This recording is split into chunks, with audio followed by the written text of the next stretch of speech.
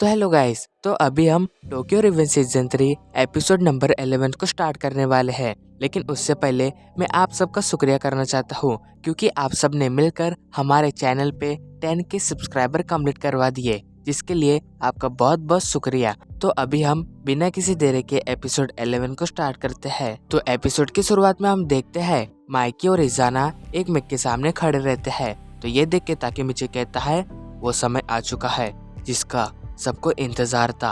And वही फिर dragon Takemichi से कहता है तो ताकेमिची, तुमने कहा कि तुम फ्यूचर से आए हो, लेकिन ये सुनने में कितना बकवास लगता है। लेकिन तुम्हारा शुक्रिया क्योंकि तुमने शुरुआत से ही माइकी और मुझे दूर होने से रोका है। अगर ताकेमिची तुम यहाँ पे नहीं होते तो यहाँ की हालत और भी ज्यादा बिगड़ चुके होते। फिर इसके बाद हम देखते हैं कि माइकी इजाना को एक किक मारता है, लेकिन इजाना उसे बच जाता है। पर तभी इजाना माइकी के पास आ जाता है। उसे वहाँ पे देख के माइकी उसे एक किक मारता है, लेकिन इजाना उसे भी डॉज कर लेता है और फिर वो माइकी को दूर फेंक देता है। तो वही ताकेमिची ये देख के सोचता है क्या इजाना सच में इतना ताकतवर है कि वो माइकी के अटैक को रोक सकता है। फिर वही हम देखते हैं कि माइकी इजाना पे अटैक कर देता है, लेकिन इजाना माइकी को एक किक मार के दूर फेंक देता है। और ये देख के ताकेमिची और टोमन के सारे मेंबर्स बहुत ही हैरान हो जाते हैं। और वही तेंजिको के मेंबर्स कह रहे होते हैं इजाना सच में बहुत खतरनाक है,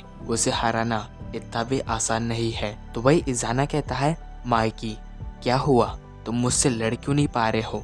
अगर ऐसा ही चलते रहा तो मैं तुम्हें मार दूंगा।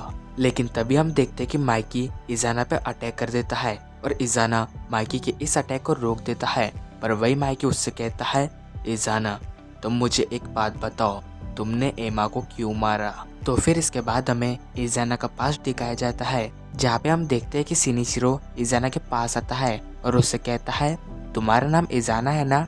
मेरा नाम शिनिचिरो है और मैं तुम्हारा भाई हूँ। और फिर इसके बाद शिनिचिरो इजाना को अपने पास रखता है, उसे घुमाता फिराता है, उसे खिलाता पिलाता है, उसे लड़ना सिखाता है। फिर इसके बाद हमें डायरेक्ट 5 साल बाद का सीन दिखाया जाता है, जहाँ पे इजाना शिनिचिरो के पास आता है और उससे कहता है क्या तुम मेरे साथ घूमने चलोगे? जिसके बाद वो दोनों घूमने जाते हैं। तो वही इजाना शिनिचिरो से कहता है शिनिचिरो मैं अभी बड़ा हो चुका हूँ, तो अब क्या तुम मुझे ब्लैक ड्रैगन का लीडर बनाओगे? पर वही शिनिचिरो जवाब देता है इजाना मैं तुमसे पहले अपने सगे भाई को ब्लैक ड्रैगन का लीडर बनाऊंगा, जिसके बाद ब्लैक ड्रैगन मैं तुम्हें दे दूंगा। तो शिनिचिरो की ये बात सुन के इजाना बहुत ही हैरान हो जाता है, क्योंकि उसे ये बात पता चलती है कि शिनिचिरो उसका सगा भाई नहीं है। और फिर कुछ समय के बाद शिनिचिरो की मौत हो जाती है, जहाँ पे हम देखते कि किसाकी इजाना के पास आता है और उसे अपनी टीम में शामिल कर लेता है।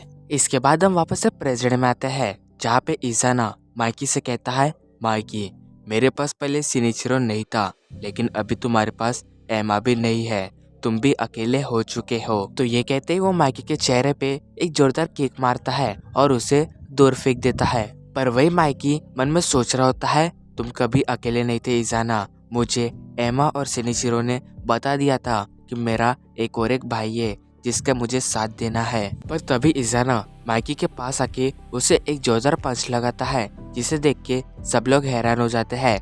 वही ताकेमिची सोच रहा होता है इजाना सच में एक मॉन्स्टर है। वही फिर हानायामा कहता है इजाना को देख के लग रहा है कि वो आज माइकी को तो खत्म ही कर देगा। तो फिर काकुजो उन दोनों को बताता है ये बहुत समय पहले की बात है, जब इजाना 12 साल का था, तो तब उसके ऊपर एक बड़े से गैंग ने हमला करके उसे बहुत मारा था। लेकिन उसके बाद इजाना ने उस गैंग के हर एक मेंबर को पकड़ के बहुत ही बुरी तरीके से मारा था। और फिर इसके बाद उसने उस गैंग को अपने अंडर में कर लिया था, जिस गैंग को हम तेंजेको कहते हैं।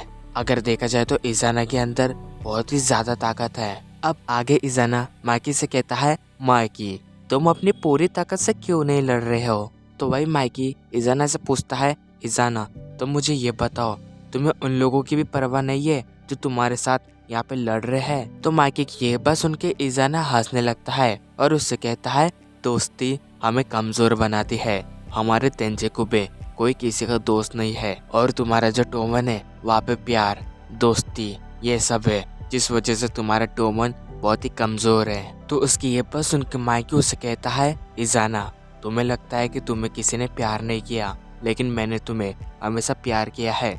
जब से शिनिचिरो ने मुझे तुम्हारे बारे में बताया है तब से मैंने तुम्हें अपना भाई माना है। तो माइकी की ये बात सुन के इजाना को बहुत ही गुस्सा आता है और वो माइकी को एक किक मारने जाता है, मगर तभी हम देखते हैं कि माइकी इजाना के चेहरे पे एक जोरदार फाइट मारता है और फिर उसे एक किक मार के नीचे गिरा देता है। तो ये देख के तेंजेको के सारे मेंबर्स बहुत ही हैरान हो जाते हैं। जिसके बाद हम देखते हैं कि इजाना वापस से खड़ा होता है।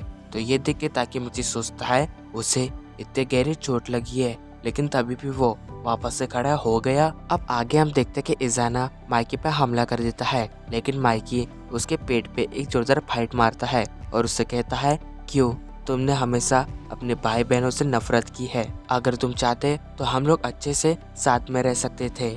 और तभी वो इजाना को एक मुक्का मार के दूर फेंक देता है। तो वही इजाना देखता है कि एमा और शिनिचिरो माइकी के साथ खड़े हैं, जिसे देख के इजाना को बहुत ही गुस्सा आता है और वो कहता है, तुम दोनों उसके साथ हो और मैं अकेला हूँ, मैं ऐसा नहीं होने दूंगा, मैं माइकी को भी मार दूंगा। जिसके बाद वो किसाकी के पास जाता है और उसके बंदूक को अपने हाथ में ले लेता है और माइकी के ऊपर तान देता है। और इसी के साथ हमारा ये एपिसोड एंड होता है।